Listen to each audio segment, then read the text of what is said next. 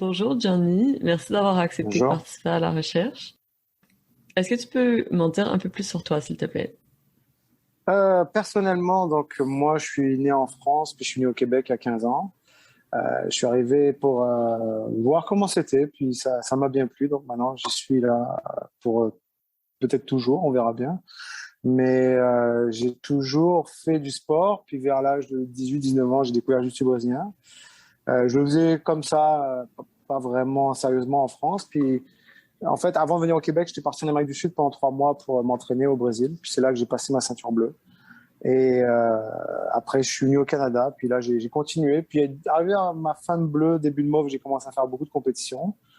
Là, j'ai commencé à bien me débrouiller en compétition. Puis après, ma ceinture marron, j'ai décidé d'ouvrir une école avec un ami français également. Puis maintenant, on est une grosse école dans l'est de Montréal qui s'appelle OMA BJJ. Donc, une belle école bien réputée. Puis voilà. Puis j'ai décidé de prendre en main la défense de la légalité des compétitions au Québec. Super, merci. Et donc, tu as dit que tu pratiquais le jiu-jitsu brésilien, mais juste pour donner un peu plus de détails, c'est celui avec le gi, donc plus traditionnel. Techniquement, le jiu-jitsu brésilien, il y a le gi, il y a le no-gi. Et puis, bizarrement, je suis plus bon en no-gi qu'en gi, en fait. Donc, et mon partenaire, lui, est meilleur en gi avec le kimono.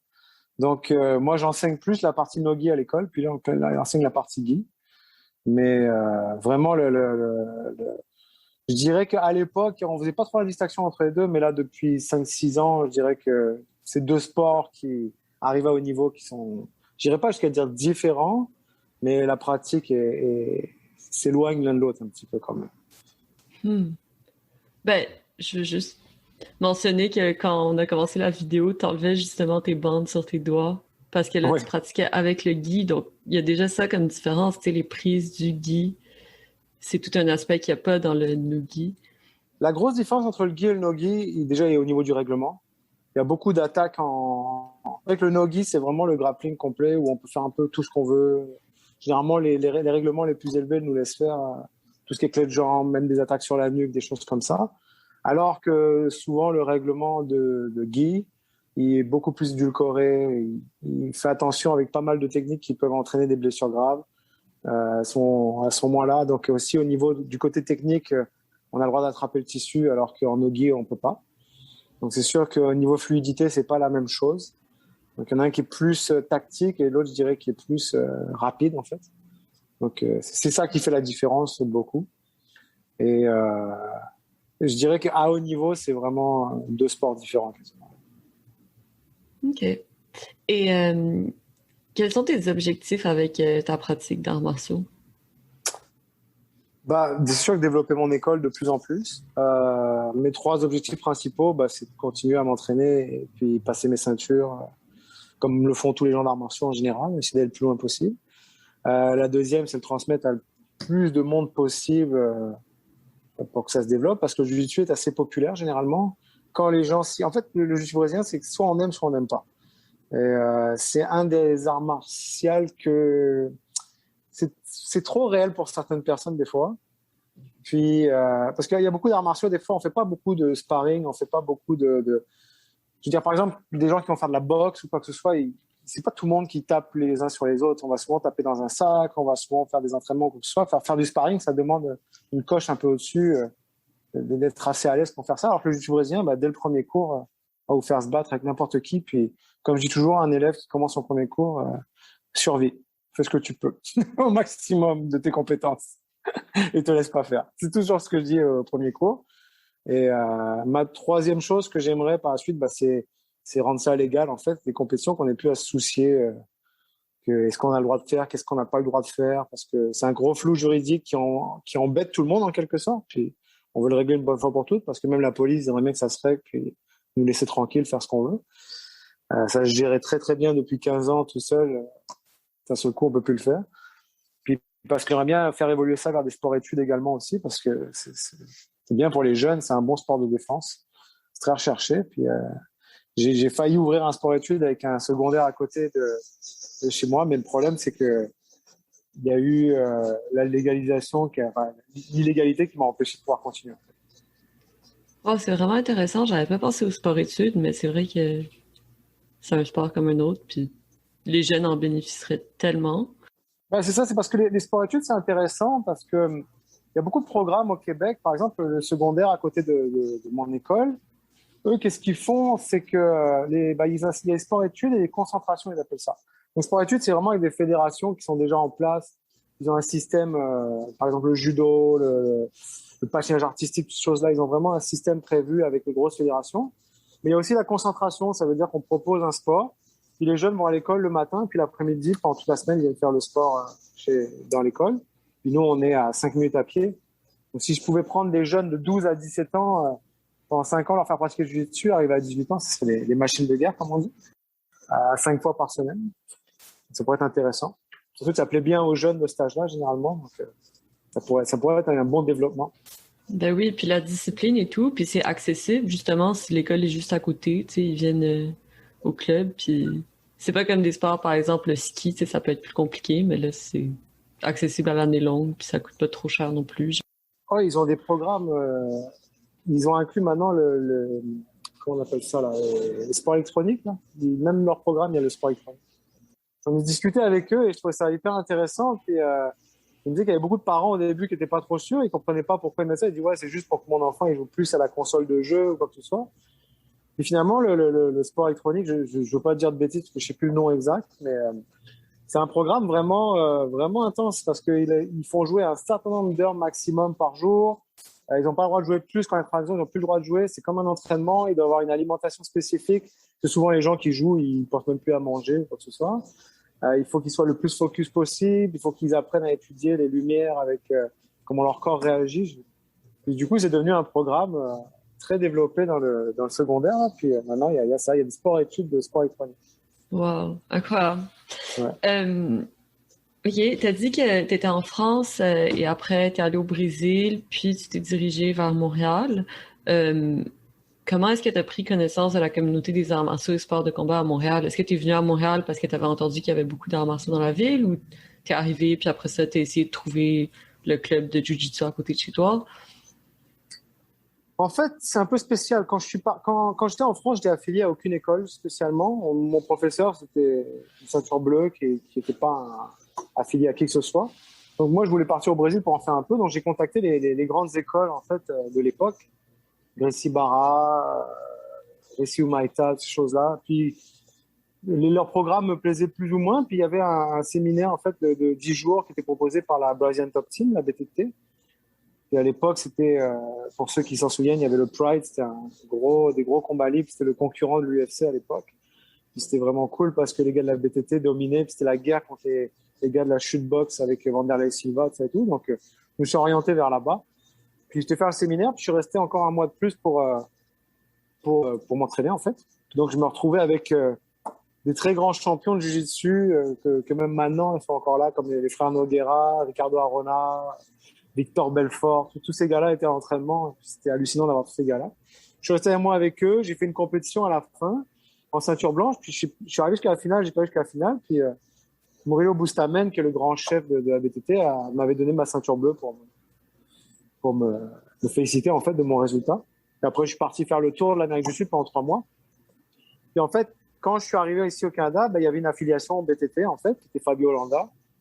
Et donc, automatiquement, vu que j'ai ma ceinture bleue, je suis allé vers cette affiliation-là, qui était une des plus grosses écoles du Canada à l'époque, qui l'est toujours d'ailleurs. Et donc, ça. Puis après, je suis resté là, et puis j'ai passé mes ceintures, puis ensuite, j'ai ouvert mon école un peu plus. OK, donc c'est ça, je pense que c'est intéressant de mentionner que certains arts martiaux, c'est vraiment des communautés internationales aussi, Oui. comme le BTT notamment. Oui, c'est ça. Mais très, très souvent, la mentalité du jiu-jitsu brésilien, c'est que quand, par exemple, je voyage n'importe où dans le monde, je vais taper le nom de la ville et jiu-jitsu brésilien ou BJJ à côté. Puis ça me sort toujours quelque chose. C'est rare qu'il n'y a pas un endroit où il n'y a pas une école ou quoi que ce soit. Puis c'est la beauté du jiu-jitsu brésilien, c'est que partout où vous allez aller dans le monde, vous envoyez un courriel, vous dites, ah, je vais venir là pendant une semaine, vous serez super bien accueillis. C'est même très rare que, à part vraiment les grosses écoles qui vous fassent payer, parce que ça fait toujours plaisir d'avoir du nouveau monde d'ailleurs, avec un style différent qui viennent s'entraîner. Je dirais que partout où je suis allé dans le monde, il y avait toujours, même une mini-école de jiu-jitsu brésilien, il y en avait toujours eu. il y a beaucoup d'entraide dans ce sport-là. Au-delà du jiu-jitsu brésilien, de quelle façon est-ce que tu t'identifies à la communauté des sports de combat et arts martiaux de Montréal?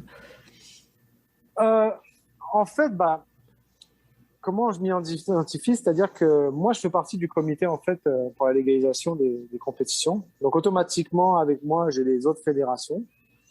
Donc le judo, la boxe, le taekwondo, le karaté, le kickboxing, ils sont tous là à la réunion avec nous. Le MMA amateur aussi. Et donc c'est sûr que j'ai une interaction avec eux par rapport à comment eux ils gèrent leurs choses et comment nous on gère nos choses.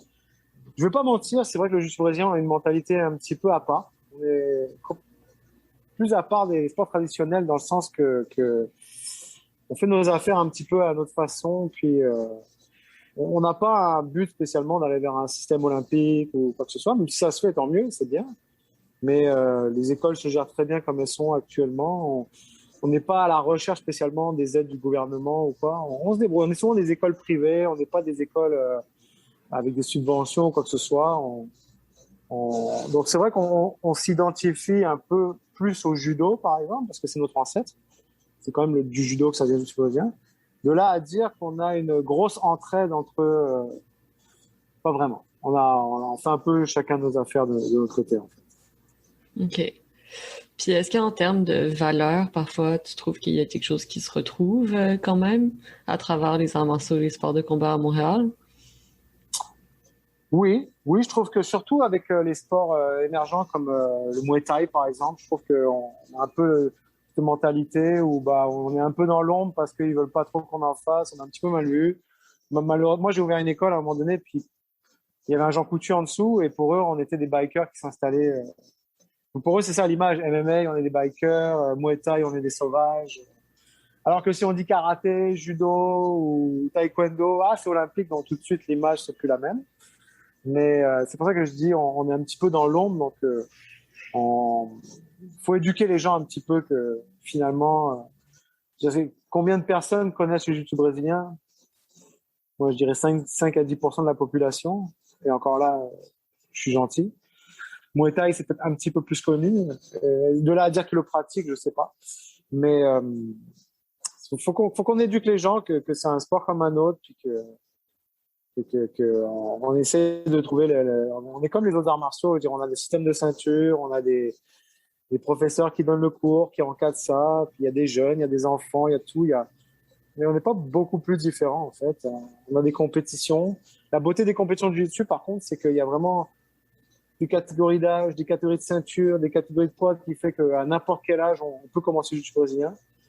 Des fois, c'est un peu plus compliqué des fois parce que c'est très compétitif dans les sports olympiques, donc une fois qu'on a fini sa période d'élite, c'est difficile après de continuer. Comme j'ai dit, Sidney Crosby, en hockey, il n'ira pas jouer dans une ligue de garage après sa carrière. Il sera sûrement coach ou quoi. Alors que nous, même les champions du monde du jiu-jitsu, ils s'arrêteront jamais. Ils font ça toute leur vie. C'est là où... C'est un mode de vie, vraiment, je choisis. Souvent, c'est un mode de vie. Les gens, quand ils aiment, ils font ça pour la vie. OK, merci. Maintenant, je vais aller vers des questions plus autour de la pandémie COVID-19, pardon. Donc, j'essaie de prendre une approche un peu pour regarder comment ça s'est développé dans le temps. Donc, si on retourne avant la pandémie COVID-19, à quelle fréquence est-ce que tu étais en contact avec la communauté? Si je reprends en fait l'historique, en mars, c'était un peu la panique pour tout le monde. Donc, qu'est-ce qui s'est passé? C'est que la première vague, je pense que le début du mois de mars, je mentirais pas, on était tous dans le déni un petit peu. C'est-à-dire que on se disait, encore une nouvelle chose qui va nous faire peur à la télé après Ebola, après tout ça et tout. Donc, on ne sait pas trop ce que ça allait donner. Là, on a réalisé fin mi-mars que ça commençait à vraiment être beaucoup plus grave que ce qu'on pensait, en fait. J'ai eu malheureusement un de mes élèves qui est décédé au mois de mai. En fait, pas dans le cas du jiu-jitsu, puis ce qui est vraiment drôle, en fait, c'est que lui, à la base, c'est un des premiers, en fait, qui, mi-février même, qui suivait beaucoup ce qui se passait en Chine, qui m'a dit, écoute, moi, je vais arrêter de m'entraîner parce que j'ai vraiment peur avec ce virus-là. Et c'est lui qui a fait le plus attention de nous tous. Puis finalement, c'est lui qui, dans son milieu de travail, il était urgentiste à l'hôpital Jean Talon. Il a attrapé, puis c'est vraiment un gros drame parce que dans sa famille, ils l'ont tous su. Puis sa femme a perdu sa mère et son mari en même temps, en fait. Donc là, ça nous a un petit peu refroidi, puis on a dit, bon, on va vraiment faire attention. Donc pendant quasiment 4 mois, on a fermé l'école. Puis je sais qu'il y a eu la plupart des écoles ont été un peu comme nous, ils ont fermé parce on savait pas trop en fait. Comme je dis aux gens, il y a un an, on rentrait de chez nous, on nettoyait toutes les courses avec du Lysol ou avec des choses. Maintenant, on le sait que c'était inutile tout ça, mais maintenant, on réalise que on savait pas trop ce qui allait se passer. Ensuite, je me souviens qu'on a été rouvert à peu près l'été 2020. Donc là, on avait vraiment beaucoup de restrictions qui faisaient que c'était difficile de pratiquer le jiu-jitsu brésilien quand même, puisque le contact dans notre sport, c'était très difficile. C'est sûr que tout ce qui était karaté, toutes ces choses-là, ils pouvaient s'adapter, mais du brésilien, on a été un peu plus compliqué. Puis quand ils nous ont laissé rouvrir pour l'automne, pardon, ça a duré 1 mois. On avait le droit à faire des bulles de 4. Donc on suivait un peu ce que disaient les grosses fédérations de judo, de karaté pour voir c'était quoi les grandes lignes de conduite. C'est un petit peu ce qu'on reproche au gouvernement, c'est que le gouvernement en un texte de 4-5 lignes, et c'est un peu débrouillez-vous, puis c'est aux fédérations de dire qu'est-ce qui est. Donc chaque fédération a un peu son avis de comment faire les choses. Puis nous, le jiu-jitsu brésilien, on regardait ce que faisait le judo, donc on faisait des bulles de 4 comme ça devait se faire. Puis là, on s'est fait refermer au mois d'octobre encore pour la deuxième vague. Donc là, c'est pareil, on a essayé d'enchaîner sur des solo drills, donc vraiment espacés de 2 mètres chacun pour pouvoir garder au moins la forme, un minimum. Mais là, on sentait que communauté, il y avait un petit peu plus de méfiance qu'avant. C'est-à-dire que là, les gens disaient, ouais, moi, ma femme est enceinte, ou moi, j'ai des personnes à risque. Chacun avait son parcours ou sa raison de pourquoi il a arrêté ou quoi que ce soit. Et après, là, disons, depuis le 28 juin, on a repris, on essaie de faire attention quand même, mais j'espère que ça continue comme ça et que ça se passe bien. Donc, et c'est sûr qu'on ne peut pas s'entraîner comme on faisait avant. Puis, je dirais que la bonne chose du Covid, ça a forcé les gens à ne plus venir s'entraîner malades, à se laver les mains avant de s'entraîner, à faire attention à leur hygiène, chose que des fois dans le jiu-jitsu ou les arts martiaux, les gens ne faisaient pas toujours attention.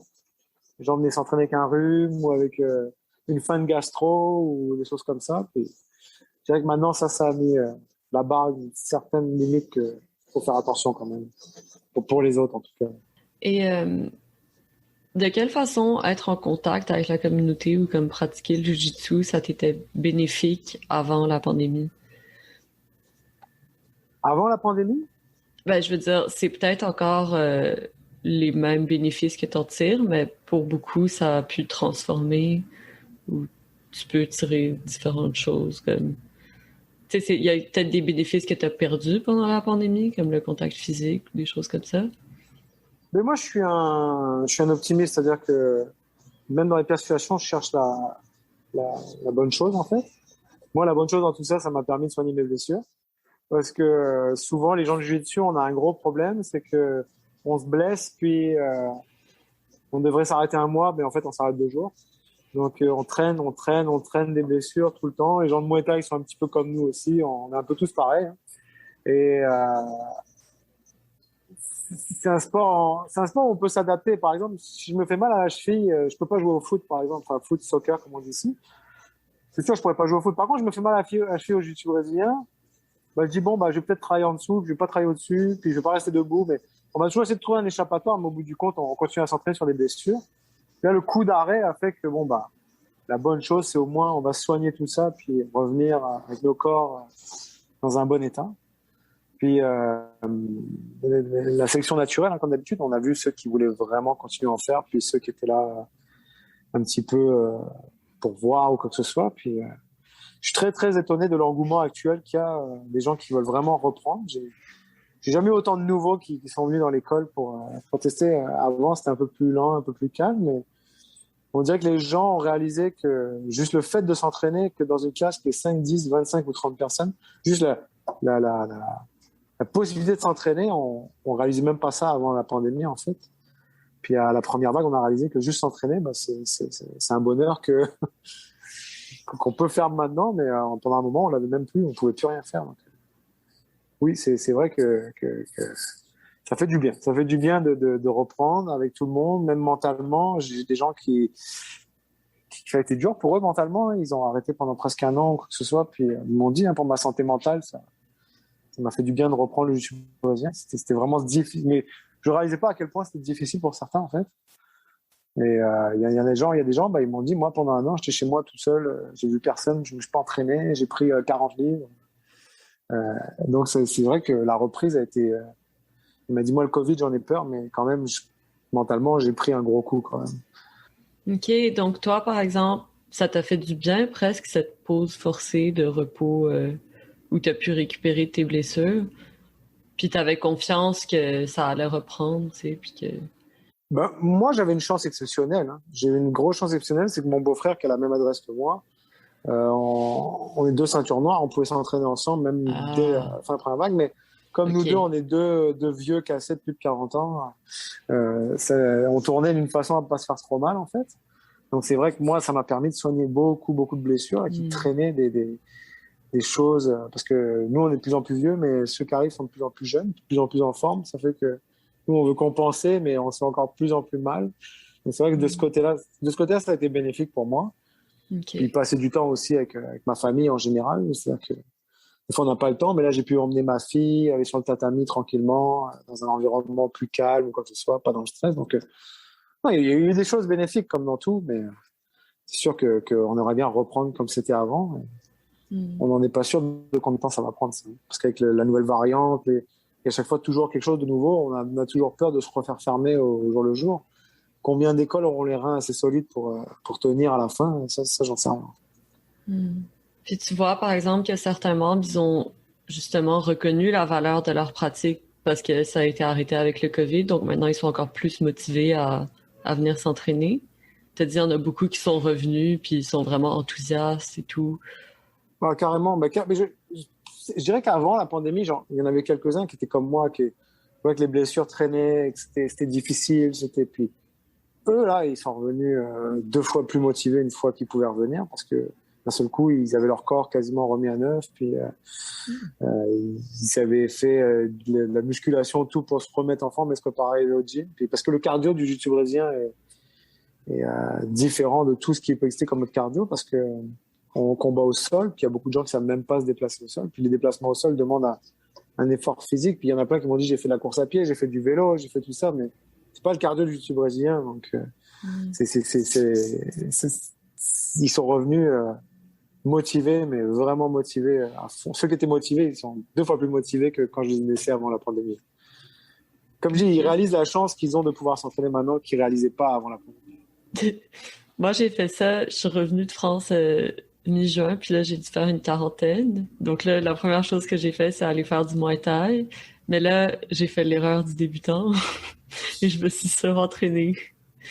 Puis parce que j'étais comme, tu sais, j'ai recommencé un peu, puis là, t'es dedans, puis là, tu crois que t'es au même niveau que t'étais quand t'as arrêté. Puis je me suis pas forcément gardée super en forme, mais tu sais, je suis capable de pousser quand même. Puis je me suis un peu blessée, mais bref. Et là, ça va? Ouais, ouais, ça va mieux, mais je veux dire, c'est juste dur pour l'ego de comme, tu sais, dire, OK, il faut reprendre graduellement parce que j'ai envie de retrouver, tu sais, ce plaisir de comme faire des... Aussi le Muay Thai, ben, je sais pas si c'est la même chose avec le Jiu-Jitsu, mais tu sais, t'as toujours les bases, mais là, il faut que je retourne vraiment aux bases. Je peux pas comme Ouais. faire les mouvements plus complexes que je faisais avant. Puis là, je suis genre, ah. Mais c'est un peu la même chose aussi, sauf que le jiu-jitsu, c'est très créatif, en fait, en termes Et le fait que ce soit créatif, des fois, les gens ils veulent retourner à ce qu'ils faisaient, mais sans les bases, comme dans tous les sports, ça marche pas. Et puis, je pense que les plus grosses blessures qu'on a eues depuis le retour, c'est l'amour-propre, en fait, parce que il y en a beaucoup qui pensaient qu'ils allaient, comme tu dis, revenir comme ils étaient avant, puis finalement, ils ont réalisé que, oh là, il y a du boulot, il va falloir 2, 3 mois avant. Puis je leur dis toujours la même chose à la fin du cours, je le vois dans leurs yeux, je leur dis, t'inquiète pas, tout le monde pareil, dans 2, 3 mois, tu penseras même plus et ça va aller, mais va pas trop vite, prends pas trop de risques. Ouais. Mais je pense, tu sais, je vois avec moi, comme j'ai aussi tellement été marquée par le fait que les écoles ferment, que là, je suis genre, ah, j'ai envie d'y profiter à fond, puis peut-être qu'au fond de moi, j'ai comme encore cette peur que peut-être que, je sais pas, on vit encore dans une période d'incertitude, comme tu disais, avec le variant et tout, puis ah, peut-être que dans 2 mois, ça va refermer, donc, oh mon Dieu, j'ai envie de genre m'entraîner tout le temps, mais c'est quand même une pratique physique vraiment intense, donc tu dois quand même apprendre à te calmer, puis genre, euh, en anglais, on dit pace yourself. Bah, c'est ça. Puis surtout, je sais pas si tu te souviens, mais la deuxième fois qu'ils nous ont laissé rouvrir au mois de mars, ça a duré 2 semaines. Ils nous ont refermé en 10 jours, ils nous ont refermé. Parce qu'après, il y a eu l'histoire à Québec dans le gym là-bas. Puis ils nous ont ouvert le 26 mars, puis je crois que le 8 avril, on devait refermer déjà. Donc, d'une certitude, on est passé à une incertitude dans l'espace de 2 semaines. Donc, on n'est plus sûr de rien. Et puis, comme moi, j'entends les médias parler du Delta à longueur de journée, et des variantes, et des ci et des ça, dire qu'on n'est pas encore à 100%. Puis nous, le jiu-jitsu brésilien, on est au bas de l'échelle. Hein. Il n'y a pas plus contact que le jiu-jitsu brésilien. Hein. C'est vraiment... dire, encore, le Muay Thai, ça peut s'adapter. On peut faire des pads, on peut faire du sac, on peut faire des choses comme ça. Mais le jiu-jitsu brésilien sans contact, c'est pas du jiu-jitsu brésilien. C'est pas intéressant. Ouais, ben, je m'entraîne à Apex, dans le centre-ville, puis un peu avant la pandémie, il y avait du Jiu-Jitsu, mais là, il y a l'école 10th Planet qui s'est installée aussi à côté de nous.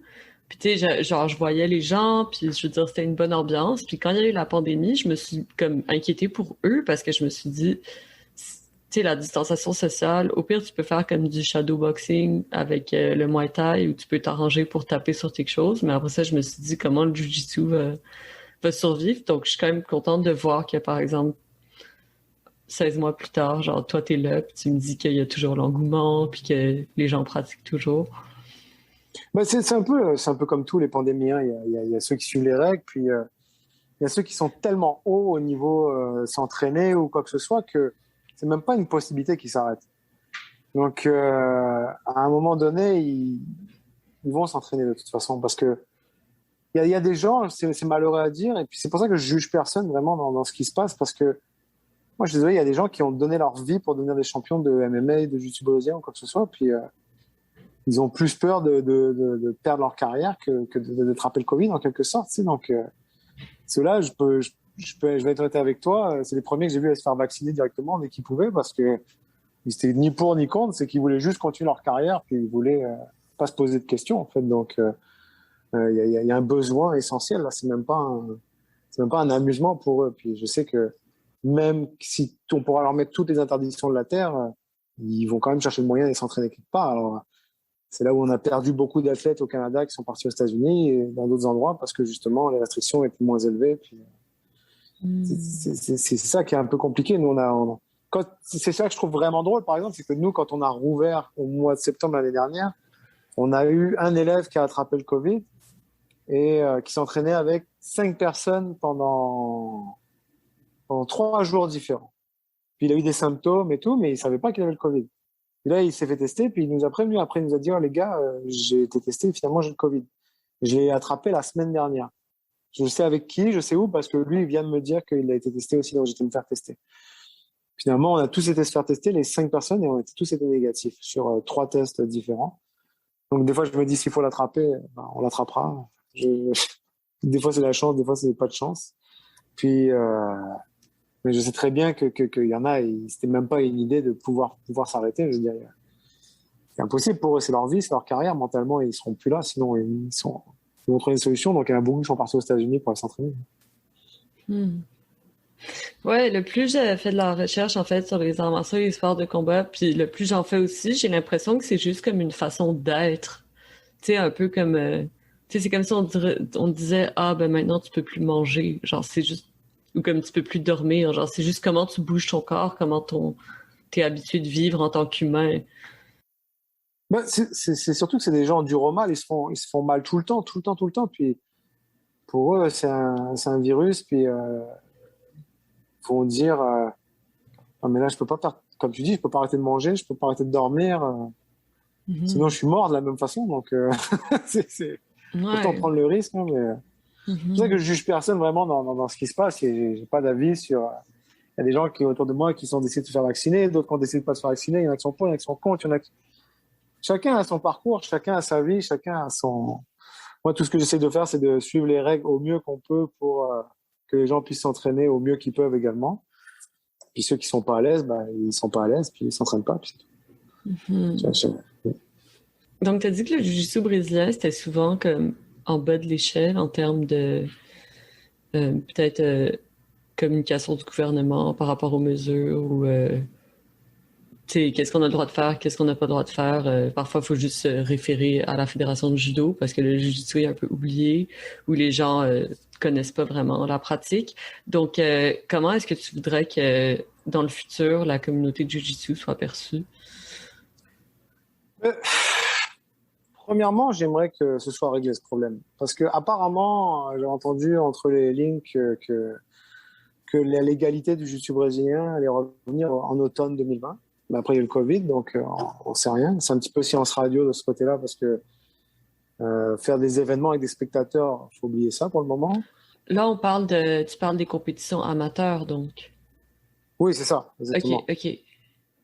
Donc, c'est sûr que la reprise, ça va être compliqué. Donc, à partir du moment où on est illégal au niveau compétition, bah, beaucoup de gens nous perçoivent un peu comme des hors-la-loi, en fait.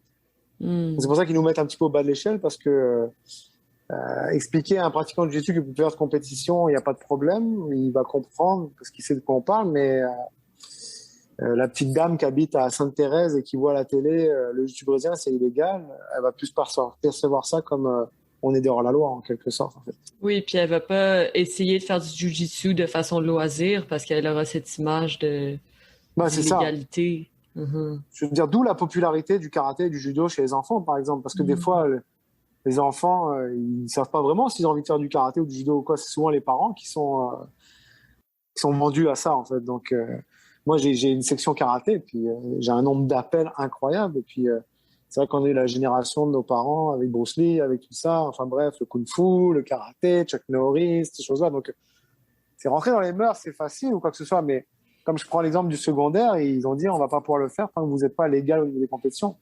Et pourtant, Mhm. techniquement, je suis pas obligé de faire des compétitions aux jeunes. Mhm. Légalement, j'ai le droit de m'entraîner.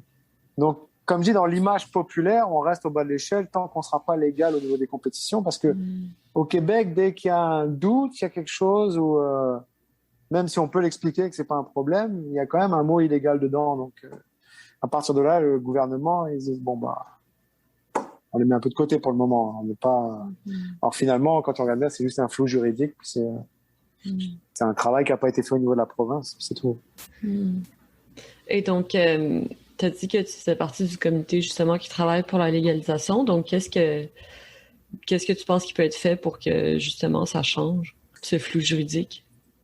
En fait, les premières réunions étaient vraiment intéressantes. On a vu un petit peu les grandes lignes, qu'est-ce qu'ils proposaient, parce qu'ils ne pouvaient pas proposer le karaté pouvait faire ça, le jiu-jitsu pouvait faire ça. Ils sont allés plus sur un élan de sécurité, en fait. Sécuriser les événements, sécuriser les combattants, des services médicaux, faire des permis, en fait, pour permettre l'événement d'avoir lieu. Donc, pour que ça rentre en compte. Ce que j'ai pas aimé dans les dernières réunions, c'est on a commencé à, parce qu'en fait, ce qu'ils nous ont expliqué, en gros, c'est que pour présenter des lois comme ça, de changer des décrets, amener des décrets, il faut que ce soit voté en chambre. Puis pour que ce soit voté en chambre, il faut que ce soit présenté à la population. Puis surtout, le problème, c'est le ministère de la Santé. Puis le ministère de la Santé, en fait, eux, des fois, je sais pas si les gens sont d'accord avec moi, mais des fois, je vais chez le médecin, je lui dis que j'ai mal là, et il me dit quasiment, faut arrêter de faire du sport, en fait. C'est pas une solution pour moi d'arrêter de faire du sport. J'en ferai, trouve-moi plutôt la solution pour me soigner et pouvoir continuer. Si on fait pas de la natation ou je dis ça en plaisantant ou du frisbee, on dirait que nos sports ils sont trop durs pour nos corps en général.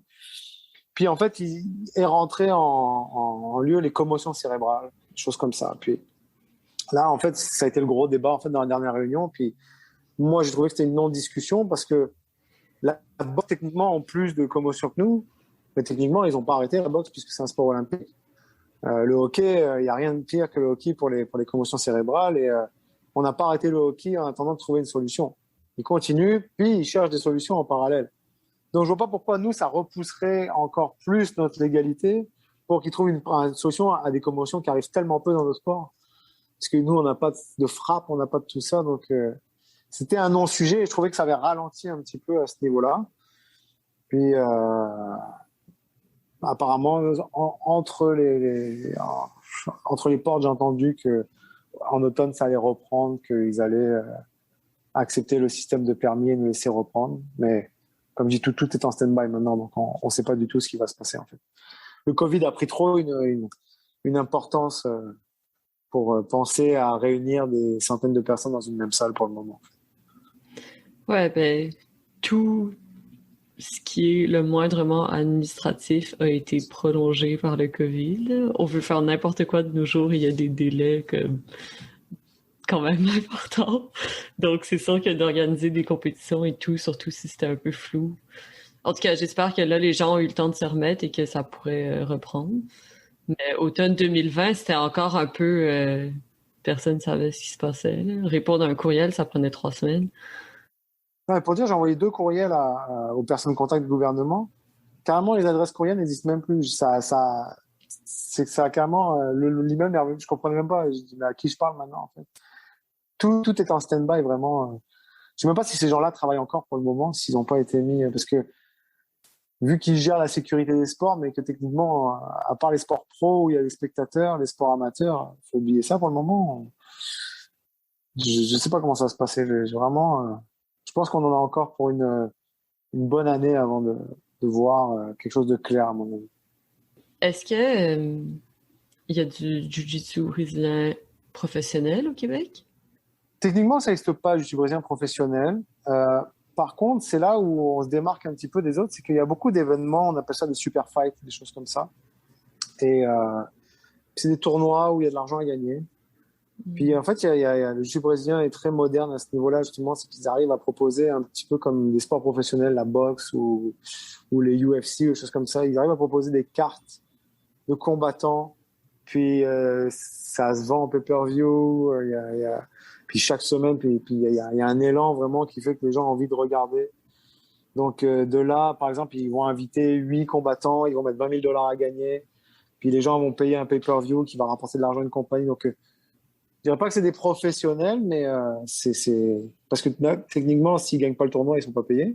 Des fois, il y a des super fights où ils vont être payés pour faire le super fight, mais le jiu-jitsu brésilien professionnel, tout comme le judo ou les sports olympiques, n'existe pas. Il n'y a pas un jiu-jitsu brésilien professionnel. OK. Parce que je me demande, qu'est-ce que c'est les bénéfices? Ben, c'est un peu évident pour certaines personnes, mais qu'est-ce que c'est les bénéfices de légaliser les compétitions amateurs pour la communauté? Certains jeunes, par exemple, tu parlais des jeunes qui font du sport-études, est-ce qu'éventuellement, après ça, ils pourraient arriver à un haut niveau et peut-être gagner leur vie avec ça, tu sais? Je dirais que le parcours d'une personne qui veut gagner sa vie avec le jiu-jitsu brésilien, il a 3 chemins, en fait. Soit il gagne des compétitions, donc en gros, je parle d'un compétiteur. Il gagne des compétitions, il se fait un nom, donc après... Amateur? Oui, amateur. Il y a des compétitions, des championnats du monde. Il y a plusieurs championnats du monde. Il y en a en gi, il y en a en no-gi. Le plus gros en gi s'appelle IBJJF, donc c'est International Brazilian Jiu-Jitsu Federation. Depuis quelques temps, ils mettent des lots à gagner en argent, mais généralement, c'est juste une médaille à gagner. Et eux, par exemple, le fait de se faire un nom là-dedans et de gagner beaucoup de choses, ça permet 2 choses. Soit d'ouvrir une école réputée qui permet d'avoir beaucoup d'adhérents, ou l'autre façon, c'est de faire des séminaires payés pour aller se faire inviter, puis charger 5-10 000 $ pour le séminaire. Puis après, l'école dit, c'est $100 par personne, puis ils remplissent un nombre de places limité. Ça, c'est les 2 façons. Ou alors, c'est ça la 3e façon qui s'est développée les dernières années, c'est le système de super fight où il y a l'argent à gagner, puis après, il y a le sponsoring, le marketing derrière, aller se faire sponsoriser par des grandes marques de kimono ou je sais pas moi, même Spider maintenant, Spider, la marque des vêtements d'hiver, ils ont fait une ligne de kimono, donc ils ont fait un gros événement avec $100,000 à gagner. Enfin, et il y a de l'intérêt, puis c'est la façon d'aller chercher de l'argent. Donc la fenêtre peut être courte des fois parce que si on arrête la compétition puis qu'on n'a pas bien vendu son image, on peut vite se faire oublier. C'est le même problème de tous les sports olympiques en général. C'est l'évolution, c'est le coaching ou c'est les séminaires, des choses comme ça. C'est comme ça que les gens peuvent gagner leur vie après. OK. Puis t'avais mentionné que c'est aussi à l'international, donc les séminaires, ça peut être pas seulement au Québec, mais aussi aller au Brésil ou en Europe. Tu sais, le jiu-jitsu, on en voit vraiment partout maintenant. Oui, bien sûr. Les séminaires, ils font ça partout maintenant. Ils font ça sur des îles, ils font ça sur des croisières, ils font ça sur des... Généralement, les séminaires, ils essaient de trouver toujours un endroit un petit peu paradisiaque. Le système du séminaire, comme ça, les training camps, c'est que il y a une grosse star du jiu-jitsu brésilien qui va aller dans un endroit assez paradisiaque. Donc, à côté, il va y avoir du surf, il va y avoir des sorties, des choses comme ça. Donc, ça va créer une communauté pendant une semaine. Puis, pendant tous les matins ou 2 fois par jour, ils vont s'entraîner en jiu-jitsu brésilien avec quelqu'un de très haut niveau, en fait. Puis, ou alors, sinon, c'est par exemple, on va inviter dans l'école même, par exemple, on va dire à Montréal, il y a une école, mon école invite un champion du Brésil, puis on va le faire venir ici, on va lui payer tous ses frais, ça et tout. Puis, ça va sûrement amener les autres gens de Montréal, des autres écoles à venir le voir, parce que ça permet de le rencontrer, puis de voir un petit peu sa pratique et son enseignement. Donc c'est un peu comme ça que ça fonctionne, mais c'est mondial, de partout, il y en a qui viennent. Le CrossFit fait un peu la même chose aussi, ils invitent des stars du CrossFit. Le Muay Thai le fait. Même l'année dernière, pour vous dire, il y avait un club sur la rive sud, il y a 2 ans, qui avait invité Dave Leduc. Je ne sais pas si tu connais Dave Leduc. Dave Leduc, c'est le champion de Lightweight. Je ne sais pas si tu connais le Lightweight. C'est le Muay Thai avec les coups de tête, les coups de coude, tout. C'est la boxe birmane, non? Ouais, exactement, c'est ça. Et lui, le plus grand champion mondial, c'est un Québécois. Ah, ben oui, ok, je savais juste plus son nom, mais je savais qu'on en avait un bon au Québec, ouais. C'est ça, c'est Dave Leduc, puis il était venu faire un séminaire ici au Québec. Ok. Et mais le gars vit en Birmanie, il vit pas au Québec, donc. Il y a plus d'opportunités là-bas. Bah oui, exactement, parce que c'est pas un sport hyper développé, mais là-bas c'est une star, là-bas. C'est vraiment. Donc de la même façon pour le jiu brésilien, il y a des gens qui se développent, des stars, puis on est content après de les inviter. C'est comme ça qu'ils peuvent gagner leur vie et garder une renommée en fait. Puis c'est ça, tu parles de ça, mais ça me fait penser au Muay Thai. Là, je divague un peu, mais c'est juste intéressant. En France, on a une bonne championne de Muay Thai kickboxing, Anissa Meksen. Et elle est comme multiple championne du monde dans les 2 disciplines. Mais vu que c'est une femme, tu sais, le kickboxing, c'est quand même vraiment développé en France, sauf que pour les femmes, un peu moins. Donc, elle n'a pas vraiment d'opportunité, elle ne trouve pas vraiment de sponsor. Donc, au final, elle est allée en Thaïlande s'entraîner. D'accord. Puis, c'est dommage, justement, de perdre un peu des talents juste parce que le sport n'est pas vraiment reconnu par le pays. Puis, ça me fait penser au Québec. Ici, à Montréal, au Québec, il y a quand même des gros champions de MMA, de Jiu-Jitsu, de Muay Thai. Sauf qu'on voit qu'il y en a beaucoup qui partent juste à cause de, notamment, ce flou légal, ce flou juridique par rapport aux compétitions. Tu sais, j'ai l'impression que si les compétitions étaient légalisées, ben, il y aurait plus d'opportunités aussi pour ces talents, justement. Bah, c'est toujours le même problème, c'est qu'on a les États-Unis à côté, puis les États-Unis, c'est une mentalité où il faut faire du chiffre d'affaires, il faut rentrer de l'argent, comme on dit, puis ils vont mettre des événements en place, des choses comme ça, ça va te donner envie, puis le Canada sont vraiment à la traîne par rapport à ce niveau-là, puis le Québec encore 10 fois plus, parce qu'on n'est même pas légaux, donc c'est encore pire carrément. Mais on a ce côté un peu public, grande famille ou quoi que ce soit, mais il y a vraiment des beaux événements majeurs où on met de l'argent ou des choses comme ça, et ça manque un petit peu, ça manque, et les Américains se posent pas ce genre de questions. Il faut que ça vende, il faut qu'il y ait du pay-per-view, donc automatiquement, si 90% des compétitions sont aux États-Unis, à un moment donné, les gens ont tendance à les déplacer vers là-bas. Ils font leur argent là-bas, ils vont aller là-bas, puis c'est tout. Souvent, ce qui va faire que les gens restent des fois au Québec, ils vont pas se déplacer, c'est le côté immigration, en fait, d'avoir les papiers pour vivre aux États-Unis ou quoi. Mais ils vont juste aller faire les compétitions et revenir au Québec, mais ils vont même pas faire les compétitions locales ou quoi que ce soit. Ils vont juste aller faire les compétitions qu'il y a dans le monde. Et c'est vrai que les États-Unis, c'est le numéro 1 pour ça. Même si le Brésil, le jiu-brésilien vient du Brésil, les grosses compétitions sont quand même toutes aux États-Unis. De temps en temps, il y en a en Russie, des choses pas très claires des fois, on ne sait pas trop de l'argent où elle vient, mais ils arrivent à inviter des grosses stars, puis donnent des gros prix en argent. Puis l'endroit où c'est très très développé aussi le jiu-jitsu brésilien, c'est les Émirats Arabes Unis en fait. Ouais. Là-bas, c'est très développé, qui ont développé donc la DCC, qui est la plus grosse compétition de no-gi au monde. Wow. Puis le World Pro Abu Dhabi, qui eux sont une des plus grosses, la deuxième plus grosse en gi en fait au monde. Et eux, en fait, ils attirent beaucoup les gens avec justement des bonnes sommes d'argent à gagner. Et ils ont déposé également une demande olympique où ils ont changé un peu le format justement du règlement pour rendre ça plus télévisuel justement. Moi, j'aime bien leur format. Il est intéressant parce qu'il y a le temps est plus court, puis ça cherche beaucoup plus à gagner le combat. Et je trouve intéressant. Ils ont déposé la demande, on verra ce que ça donne. Si c'est dans ce format-là, ça peut être intéressant et ça peut plaire aux gens à mon avis. Ouais, donc comme tu as dit, ça ressemble un peu parfois au CrossFit dans l'organisation où, je veux dire, c'est une industrie très contemporaine, puis toujours en mouvement, puis qui est vraiment qui se développe beaucoup plus que, par exemple, certains arts martiaux plus traditionnels. Le jiu-jitsu brésilien, c'est vraiment nouveau, puis c'est comme... Non, non, vraiment, vraiment, ça se développe. Comment dire ça? Il y a un beau marketing avec le brésilien. Les événements, il y a toujours une image très visuelle. L'événement doit être beau. Les lumières sont placées d'une façon. Les brackets, tout est. C'est bien fait. C'est moderne. Ouais, c'est comme high-tech. Ouais, exactement. C'est high-tech. Souvent, les événements sont high-tech. Puis, des podiums un petit peu en hauteur. Donc, le public est tout autour assis. Donc, ça donne c'est beau à voir. Puis, il y a juste la lumière sur les combattants. Tout le public est noir. Donc, ça fait qu'on. C'est beau. Alors que des fois, c'est vrai que je vais dans des compétitions d'autres sports traditionnels. Bon, c'est des tatamis dans une salle locale. Puis, la boîte des championnats du monde, il n'y a pas de budget, je veux dire. Ils font ce qu'ils ont, en fait. Puis, c'est vrai, je dis ça. C'est là où la mentalité diffère un peu. C'est qu'on ne cherche pas vraiment à aller chercher les subventions gouvernementales, se faire reconnaître avec des fédérations. On ne cherche pas le système. On se débrouille bien comme on est maintenant. Si on arrive à atteindre le système sécuritaire, on se demande même si on aurait besoin de faire une fédération, en fait.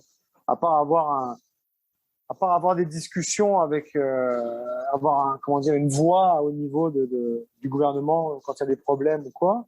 Hormis ça, même la fédération dans le système actuel ne nous intéresse pas tant que ça. Peut-être si on va dans les Jeux Olympiques, peut-être qu'on va s'y mettre plus, mais comme on est là, on vit très bien et on n'a pas besoin. Je rendez-nous l'ego et puis le reste, tout se passe très bien, on se débrouille bien, il n'y a pas de problème. OK, je vais te poser une dernière question pour finir ça. J'ai l'impression que le système associatif, fédéré et tout, ça fonctionne beaucoup pour les arts martiaux, mais peut-être parfois moins pour les sports de combat. Comme on dirait que les sports de combat, c'est plus contemporain, puis ça va peut-être avoir différentes formes d'organisation. Est-ce que tu dirais que le jiu-jitsu brésilien, c'est un art martial ou un sport de combat? C'est toujours la question. Hein, souvent, quand on dit sport de combat, les gens ont l'impression qu'il faut se mettre un coup de poing dans le visage pour faire un sport de combat. Avec des fois, j'ai eu plusieurs fois des gens qui m'ont dit ça et j'aurais dit « Ah, mais vous n'avez pas de coups, vous n'êtes pas un sport de combat. » alors. Donc, c'est un débat que j'ai pas la réponse. Pour moi, c'est un mode de vie. Je voudrais dire, est-ce que c'est un art martial? Est-ce que c'est un sport de combat? Pour moi, c'est un mode de vie. Les gens l'appellent quand ils ont envie. Je n'ai pas envie de mettre d'étiquette spécialement dessus. Qui saurait faire la différence? Je ne sais même pas si toi, tu serais capable de me dire c'est quoi la différence entre un sport de combat et un art martial. Moi, je pose les questions, c'est tout. Je donne pas de réponse. Je sais pas. C'est vraiment une question que je me suis posée plusieurs fois. Et quand les gens me demandent, mais c'est un art martial ou c'est un sport de combat? Est-ce que vous savez ce que c'est un art martial ou un sport de combat? Moi, je ne saurais pas faire la différence. Pour moi, c'est la même chose. Pour moi, il y a une discipline peut-être dans l'art martial et le sport de combat, le côté compétitif. Je sais vraiment pas. Je ne saurais pas dire la différence entre les deux vraiment. Mais oui, par contre, c'est vrai qu'au niveau de la mentalité, je dirais que nous, on cherche plus à remplir des salles de plus de pratiquants possible. On n'a pas l'œil vers le gouvernement pour qu'il s'occupe de nous. On gère bien. Par exemple, pour avoir une ceinture noire, obligatoirement, on est obligé d'avoir un diplôme CPR, donc de premiers soins. Dans les événements, il faut des services médicaux. Je dirais, on gère super bien, il n'y a pas de problème. Donc, c'est très sécuritaire. On se blesse comme dans tous les sports, c'est normal. Moi, mes blessures que j'ai eues en rugby et en soccer ont été 10 fois pires que mes blessures que j'ai eues en jiu-jitsu.